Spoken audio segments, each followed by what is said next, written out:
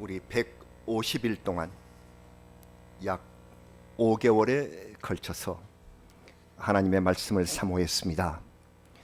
그동안 시편을 통해서 아름다운 언어로, 비유와 상징으로, 즐거운 노래로 찬양하게 하신 하나님의 은혜에 감사를 올립니다. 오늘 시편 146편부터 150편까지 시편 끝부분을 장식하는 이 5편의 시를 할렐루야 시라고 부릅니다. 한결같이 시작과 끝에 할렐루야를 부르는 공통점이 있는 시이기 때문입니다. 우리 모두 잘 알고 있는 바와 같이 할렐루야는 여호와를 찬양하라 하는 뜻입니다. 그럼 이 할렐루야 시가 시작된 오늘 말씀 146편, 할렐루야를 외치고 나서 맨 첫머리에 무슨 말로 우리에게 선포를 시작하셨을까요? 바로 3절 말씀이 그것입니다. 자, 할렐루야 여호와를 찬양하라. 그 다음에 무슨 말씀을 하셨나요? 3절 말씀입니다. 귀인들을 의지하지 말며 도울 힘이 없는 인생도 의지하지 말지니. 맨 먼저 의지하는 문제를 말씀하고 있습니다. 의지한다는 말은 몸을 기댄다는 뜻입니다. 사람의 육신은 무엇인가에 의지하게 되어 있습니다. 조금만 서 있어도 금방 피곤해져서 벽이나 기둥 또는 의자에 기대려고 하는 것이 우리 몸입니다. 행여 높은 곳에 올라가셔서 유리창가에 벽에 기대시면 안 됩니다. 거기마다 여기 기대지 마시오. 사람이 잘 기대니까. Don't lean on here 이렇게 쓰여져 있습니다. lean이라는 말은 몸을 기대다는 뜻인데 성경 말씀에는 lean과 trust가 함께 사용되고 있습니다. lean이 기대다는데 trust는 믿다라는 말이거든요. 신뢰한다. 그게 의지한다는 말이에요. 신뢰한다, 믿음으로 의뢰한다 하는 뜻이죠. 이것은 마음을 의지한다는 뜻입니다. 우리 마음도 몸이랑 똑같아서 무엇인가에 의지하지 않으면 외롭고 힘들어 견딜 수 없는 것이 우리의 체질입니다. 그렇게 되어 있습니다. 우리말에 의지가지 없다는 말이 있죠. 의지할 곳이 전혀 없을 때 이 단어를 씁니다. 의지가지 없는 고아가 세상에서 가장 불쌍한 존재입니다. 한자어로는 사고무친이라는 말을 씁니다. 사방을 둘러보아도 의지할 친척 하나 없이 외로운 신세를 이렇게 일컫습니다. 그래서 사람들은 의지할 대상을 두기 위하여 무진 애를 씁니다. 시편 말씀은 너희가 귀인들을 의지하려고 한다. 이렇게 말씀을 시작하고 있습니다. 귀인들을 의지한다.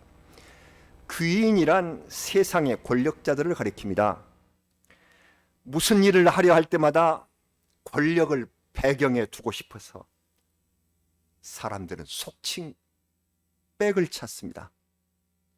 그 어려서부터 많이 들어오는 말, 백. 이걸 찾는다. 의지하려고. 대통령 선거철이 다가왔습니다. 앞을 다투어 권력에 줄을 서는 사람들의 모습을 봅니다. 선거운동에 공을 세우면 앞으로 5년 동안 대통령을 배경으로 갖는다는 생각을 하기 때문에 그렇습니다. 그것도 안 되면 돈으로 배경을 사기도 합니다. 무엇에 의지하는가에 따라서 사람은 그런 종류의 인생길을 걷게 되고 말지요. 권력에 의지하는 사람은 한평생 그것만을 쫓고 그러다가 파탄을 맛보게 되고요. 돈에 의지하는 사람은 그것만 쫓다가 그것이 사라질 때 허망한 삶을 슬퍼하게 되는 것이 옳시다. 어떤 사람이 세상에 무엇에도 의지하지 않겠다고 산으로 들어갔다죠. 전혀 의지하지 않겠다. 그래서 나무를 베서 작은 오두막을 짓고 농사로 열심히 얻은 것을 먹고 사는 것이 만족했답니다. 그런데 쥐들이 많아서 자꾸 들끓고 먹을 것을 훔쳐가니 고양이를 길렀답니다. 고양이를 길렀더니 쥐는 없어졌으나 금방 고양이 숫자가 많아졌습니다. 고양이에게 줄 우유가 필요해서 젖소를 길렀다지요. 소치는 소년이 필요해졌습니다. 소년을 채용하자 그가 살 집과 살림이 늘어났습니다. 살림을 맡을 도우미들이 한두 사람씩 오기 시작하고 집들이 지어져서 얼마 가지 않아서 숲속에는 작은 마을이 생기더라죠. 인간은 의지하게 되어 있습니다. 사회를 구성하게 되어 있습니다. 도움 없이 살 수 없는 존재가 우리 인간입니다. 우리 인간의 체질을 아시는 하나님께서는 시편을 포함한 성경 말씀을 통하여 여러 번 수없이 나를 의지하라, 내가 너를 도우리라, 이 말씀을 하십니다. 나를 의지해. 그러면 내가 너를 도와줄 거야. 금방이라도 쉽게 외울 수 있는 요절들이 있습니다. 시편 37편 5절과 6절 말씀을 같이 봉독하시겠습니다. 내 길을 여호와께 맡기라. 그를 의지하면 그가 이루시고 내 의를 빛같이 나타내시며 내 공의를 정오의 빛같이 하시리로다. 의지하라. 내 길을 여호와께 맡기고 의지하라. 그러면 빛을 나타내 주신다. 빛으로 인도하신다. 그리고 잘 아시는 도우심의 약속, 시편 121편 1절과 2절, 이것도 같이 봉독하십시다. 내가 산을 향하여 눈을 들리라. 나의 도움이 어디서 올까? 나의 도움은 천지를 지으신 여호와에게서로다. 산을 향하여, 시온 성소, 시온의 교회가 있는 그 산을 향하여 눈을 드니 나의 도움이 천지를 지으신 여호와에게서 온다. 하나님을 의지하면 그분이 지으신 빛과 그분이 계시는 성소에서 우리에게 도움을 주시겠다고 약속하셨습니다. 그래서 오늘 본문의 말씀, 오늘 시편 146편 5절 이렇게 이어갑니다. 야곱의 하나님을, 이스라엘을 말합니다. 자기의 도움으로 삼으며 여호와 자기 하나님에게 자기의 소망을 두는 자는 복이 있도다. 여러분, 이 세상에서 닥치는 환난이 아무리 크고 험하다고 할지라도 여호와 하나님께 온전히 의지하고 주 앞에 서서 도우심을 구하자고 하였습니다. 그러면 온 천지를 비추는 빛처럼 하나님께서 의롭게 나타나셔서 우리의 앞길을 인도해 주신다고 약속하신 것입니다. 성도 여러분, 오늘은 종교개혁 주일입니다. 해마다 10월 마지막 주일을 개혁주일로 삼고 있으나 올해는 그 날짜마저 아주 정확하게 10월 31일입니다. 날짜도 똑같이 맞아졌어요. 세계사에서 잘 아시는 바와 같이 1517년 10월 31일 당시 34살의 젊은 성직자였었던 마르틴 루터가 95개 조항의 반박문을 비텐베르크 대학 교회 문에 써붙인 그날이 바로 10월 31일 종교개혁의 시발점이 된 날입니다. 지금부터 꼭 504년 전 이날입니다. 루터는 변화하는 시대에 폐쇄적인 교리만을 내세우면서 면죄부 판매를 일삼는 교황청의 부패를 지적하면서 교회의 개혁을 외쳤습니다. 힘없는 그가 95개 조항을 교회 문에 써붙인 것이 개혁의 시작입니다. 엄청난 박해가 루터에게 집중됐습니다. 사랑하는 성도님들, 정의와 양심에 따라서 그리고 내 신앙에 따라서 개혁의 길에 나서 보신 일이 있으십니까? 상상을 초월하는 핍박이 따르게 됩니다. 이미 권력을 쥐고 있는 기득권 세력은 개혁을 순순히 받아주지 않습니다. 이미 기득권이 되어 있으니까요. 검찰개혁, 사법개혁, 검찰과 사법부가 받아들이지를 않습니다. 그렇다면 교회 개혁, 교회가 받아들이지 않겠네요. 기득권을 가진 교회는 외면한다는 일입니다. 더군다나 이때 중세 사회는 로마 교회와 교황이 세상을 지배하던 때입니다.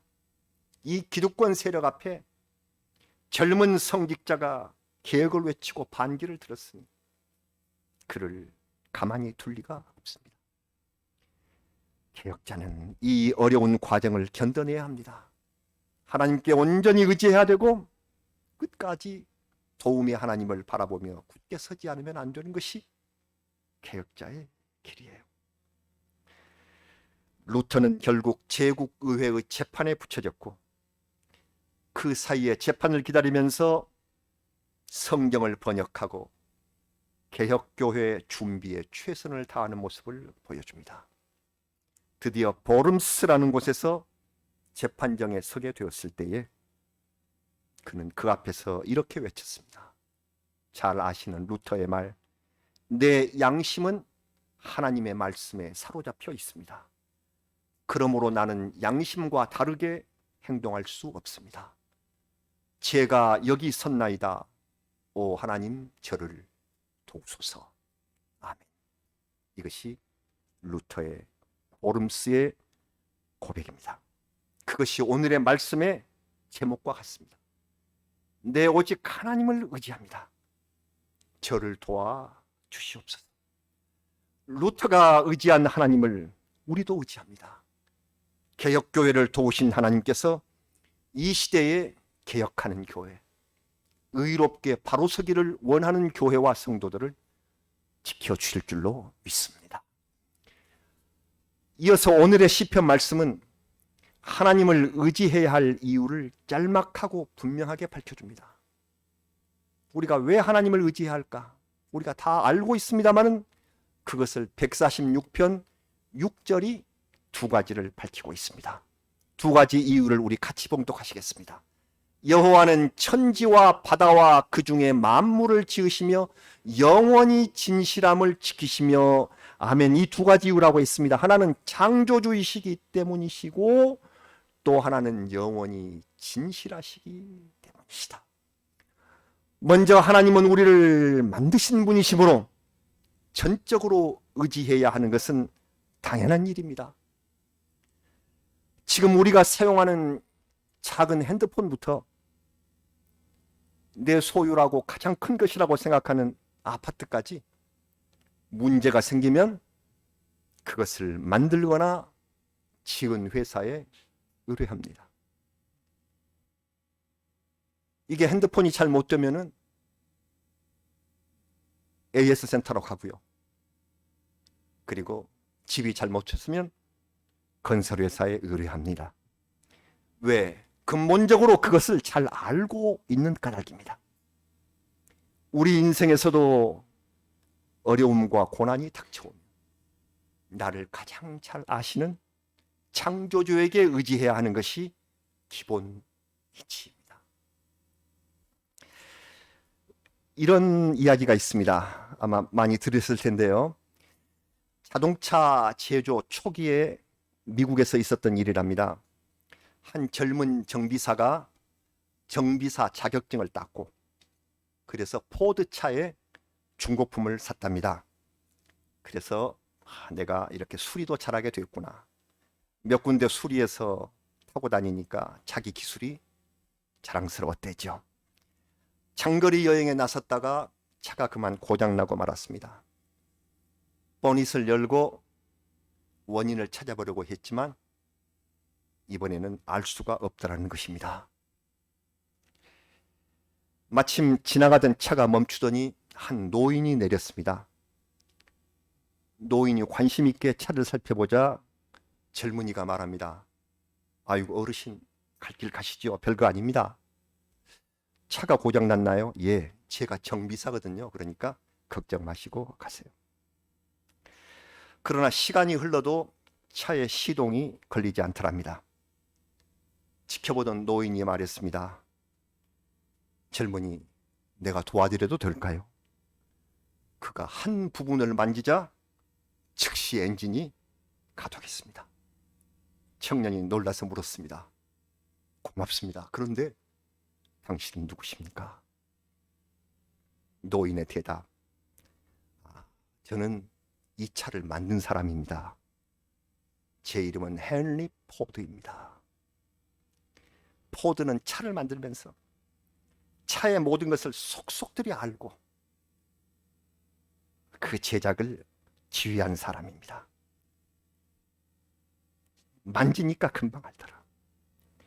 세상을 만지신 분, 만드시는 분이 우리의 모든 것을 알고 계시는데, 나의 아픔, 나의 잘못, 내가 어긋난 것, 내가 원하는 것, 이것들을 모두 알고 계시는, 나를 만드시느니 나의 체질을 만드신 그분에게 온전히 의지하라. 성경은 그렇게 권하고 있습니다. 나를 만드시고 그 다음으로는 영원히 진실하시기에, 거짓이 없으시기에, 그래서 영원토록 나를 의지하라. 여러분, 진실하다는 말은 거짓이 없고 편협되지 않으며 신의를 지키는 것입니다. 진실을 구약 성경을 기록한 히브리어로 에메트라고 합니다. 이 단어를 기억하시고 외워주셨으면 좋겠어요. 진실, 에메트. 이 에메트는 아멘과 같은 어근에서 나왔습니다. 아멘하고 에메트가 형제가 아니에요. 그래서 외우시라는 것입니다. 아멘이 무슨 뜻이죠? 진실로 그렇습니다. 저도 진실로 동의합니다. 에메트, 진실. 하나님의 진실에 나도 동의합니다. 그런 뜻입니다. 할렐루야로 시작한 이 시가 도중에 진실, 에메트, 이 아멘이라는 의미를 담고 있어서 더구나 은혜가 더욱 큽니다. 사랑하는 여러분, 세상의 마지막이 다가오면 하나님의 에메트가 사라진다고 했습니다. 하나님의 진실이 사라지는 것이, 그것이 말세입니다. 진실이 사라지고 거짓들이 판을 칩니다. 우리 예수님께서 친히 말씀해 주신 세상의 말세의 징조, 마지막의 징조가 여러 가지가 있지만 그 가운데 아주 중점을 두어서 말씀하신 그 예언이 마태복음 24장 24절. 무엇이었습니까? 같이 보실까요? 거짓 그리스도들과 거짓 선지자들이 일어나 큰 표적과 기사를 보여 할 수만 있으면 택하신 자들도 미혹하리라. 이것이 말세의 조짐입니다. 이 무서운 예수님의 경고, 미혹한다는 것은 홀린다, 정신을 어지럽게 만들어서 꿰인다, 거짓으로, 허위로 하나님의 선택을 받은 사람들까지, 그러니까 신자들까지 혼란에 빠지게 할 것이니 깨어있지 못한 사람들은 어떻게 될까요? 이 세상에 거짓이 만연되고 난무하는 모습을 보십니까? 거짓된 사람들이 앞에 나와서 혼란을 주는 것을 보십니까? 저희 어렸을 때만 해도 가짜뉴스 이런 말은 별로 없었어요. 그러나 우리가 무엇을 믿어야 할지, 이 뉴스라는 것들도 가짜가 판을 치고 교묘하게 진실을 가립니다. 유튜브를 비롯한 영상들은 누구나 만들어서 퍼뜨릴 수가 있습니다. 거짓으로 만들 수 있습니다. 사람들은 교묘한 그것에 속고 있는 경우가 많은 거죠. 언론사들도 진실을 외면하고 자기들의 목적을 위해서 가짜 뉴스를 퍼뜨립니다. 지금 나에게 오는 전화나 문자도 거짓인 보이스피싱이 얼마나 많은지요. 가짜가 횡행하는 시대에 구분하지 않으면, 이 진실을 구분하지 않으면 우리는 말세의 희생자가 되고 말 것이다 말씀이죠. 말세가 된 이 세상에 정말로 필요한 것이 진실입니다. 사람들은 정치계나 경제계는 진실을 잃은 지 오래라고 이미 말합니다. 그러나 가장 진실해야 할, 마지막까지 진실해야 할 사법부, 재판, 교육계, 그리고 교회에도 세속의 위기가 범람하고 있습니다. 세상의 교회와 하나님을 믿는 이들의 마지막 보루는 진실, 에메트입니다. 이것이 하나님의 법도이며 세상 사람을 그리스도에게로 이끌 수 있는 유일한 방법입니다. 진실을 말하는 것, 진실로 그를 위해 주는 것, 진실로 함께 위로하고 우는 것, 진실을 향하여 함께 가자고 함께 발을 맞추는 것. 영원한 진실을 지키시는 하나님을 의지하는 우리가 되어야 하겠습니다. 사랑하는 여러분, 하나님께서는 500여 년 전에 이 세상에 개혁교회를 허락하셨습니다. 루터의 개혁 이후에 장 칼뱅, 영어식으로는 칼빈이라고 하죠. 이 칼빈이 체계를 세운 장로교회, 이 장로교회는 개혁교회에 속한 교회입니다. 리폼 처치, 리폼을 했다, 혁신하는 교회, 잘못된 것인 줄 알았으면 즉시 바꿀 줄 아는 교회라는 것입니다. 그래서 개혁의 교회라는 것이고, 하나님께서는 그 대목을, 그 점을 인정하셔서 로마 천주교회에서 함께 또 하나의 새로운 교회를 온 세상에 인정하신 그 교회가 바로 개혁교회입니다.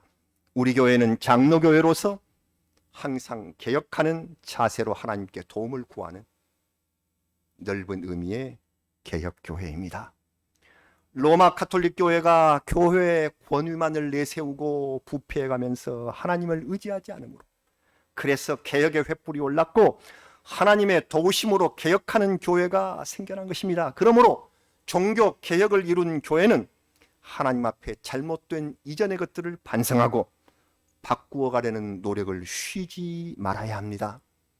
한국의 개혁교회에 무엇이 잘못됐나요? 종교개혁 정신이 사라졌기 때문에 또다시 새로운 개혁이 일어나야 한다는 그런 지적을 받고 있습니다.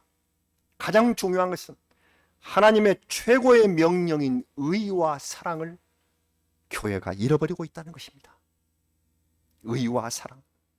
교회와 교인은 항상 의롭고 진실한 편에 서야 합니다. 그리고 서로 사랑하기를 멈추지 말아야 합니다. 이 두 가지가 있으면 하나님의 사랑을 받습니다. 의, 진실과 그리고 사랑입니다. 교회가 사회적 세력이 되어서 불의와 손잡고 정치에 악용되는 일에서 벗어나야 합니다. 의를 위해서 목숨을 바치되 권력으로부터 그 대가를 받으려고 하면 안 됩니다. 이 세상의 교회가 세우는 정의를 바라보며 하나님을 의지하도록 이끄는 것이 개혁주의를 맞이하는 우리들의 본분입니다. 오늘 시편 146편 7절에서 이 말씀을 주시고 있습니다. 시편 146편 7절, 우리가 읽었으나 마지막으로 같이 읽어봅니다. 억눌린 사람들을 위해 정의로 심판하시며 줄인 자들에게 먹을 것을 주시는 이시로다. 여호와께서는 갇힌 자들에게 자유를 주시는도다. 아멘. 여기서 갇힌 자들이란 의를 위하여 박해를 받는 자들을 가리킵니다.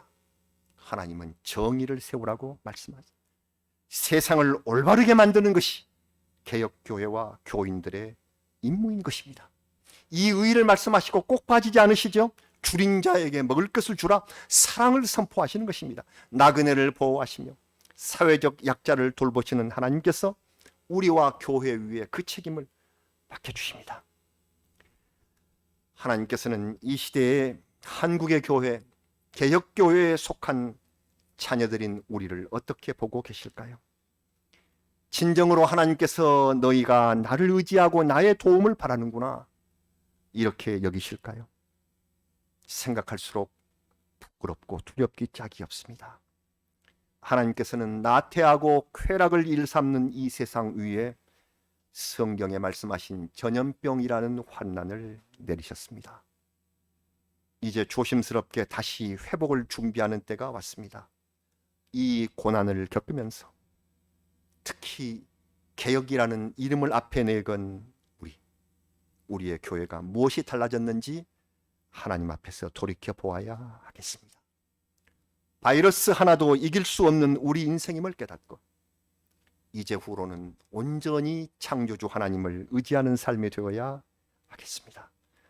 우리에게 빈누리 교회 공동체를 이루게 하여 서로 사랑하게 하신 주님께 날마다 도움을 구하며 의지하는 삶을 살아야 하겠습니다. 코로나 이전과 이후가 자야 하겠습니다. 이제 11월부터 우리는 좀 더 열심으로 많이 힘있게 모이게 될 것입니다. 달라져야죠. 한국교회가 하나님의 정의로운 심판에 대비하여 올바른 길을 걷고 서로 사랑하며 의와 사랑을 세우는 올바른 개혁정신을 잃지 않는 교회가 되어야 하겠습니다. 그러기 위하여 우리는 오늘의 말씀의 제목을 다시 한번 마음에 새겨봅니다. 오직 하나님만 의지합니다. 오 하나님, 저희를 도우시옵소서. 할렐루야, 아멘. 다 같이 기도드리겠습니다. 하나님 앞에 부끄러운 저희들 용서하시고 우리의 고백을 받아 주시옵소서. 저희는 오직 하나님만 의지하겠습니다. 여러 어려운 전염병의 환난까지 다 겪어온 우리들, 이 세상의 거짓과 가증스러운 일들을 경험하는 저희들, 오직 하나님께만 의지하기로 다짐합니다. 오 하나님, 저희를 도와주시옵소서. 도와주신다고 약속하신 우리 아버지 하나님, 저희를 도우셔서 할렐루야, 하나님을 찬양하는 저희를 영원한 자녀로 삼아 주시옵소서. 빈누리 교회가 그 자녀가 되기를 원합니다. 저희를 사랑하시고 저희를 긍휼히 여겨 주시옵소서. 11월에 못다한 믿음의 일들을 다 준비하도록 하시고 다가오는 추수감사절 그리고 성탄과 새해 주님의 영광만을 위하여 도우심과 그리고 의지함을 하나님 앞에 구하는 저희가 되게 하여 주옵소서. 예수님의 이름으로 간절히 기도드리옵나이다. 아멘. 자, 우리 하나님을 의지하는 찬송 536장 다 같이 찬미하시고 마지막 절에 봉헌의 예물을 올리겠습니다.